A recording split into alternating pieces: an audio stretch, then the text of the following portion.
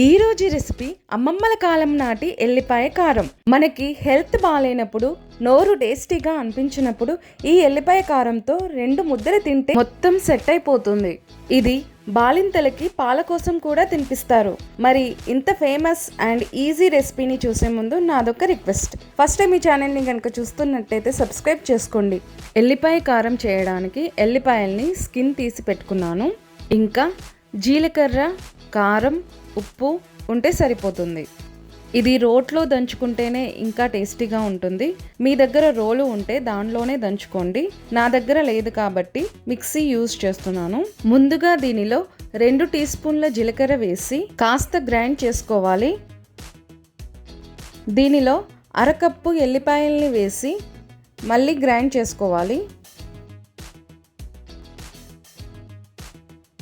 ఇప్పుడు దీనిలో ఎల్లిపాయల్లో సగం క్వాంటిటీ అంటే పావు కప్పు కారం, కారంలో సగం క్వాంటిటీ అంటే పావు కప్పులో సగం లేదా 2 టేబుల్ స్పూన్ల ఉప్పు వేసి గ్రైండ్ చేయాలి.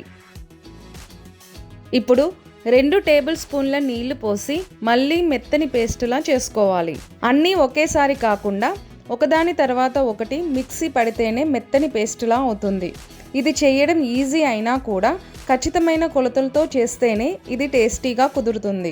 దీన్ని ఒక బౌల్లోకి తీసి పెట్టుకుంటే ఎల్లిపాయ కారం రెడీ అయినట్టే. దీనికి తాలింపు వేయాల్సిన పని లేదు. దీనికి స్టవ్ కూడా యూజ్ చేయాల్సిన పని లేకుండా ఎంత ఫాస్ట్గా రెడీ అయిందో చూసారు కదా.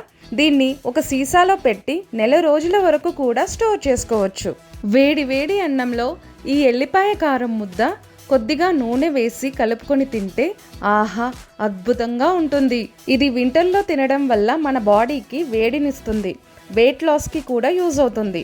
ఈసారి హెల్త్ బాగాలేనప్పుడు ఇలా ట్రై చేసి చూడండి, మీకు చాలా నచ్చుతుంది. Thank you for watching.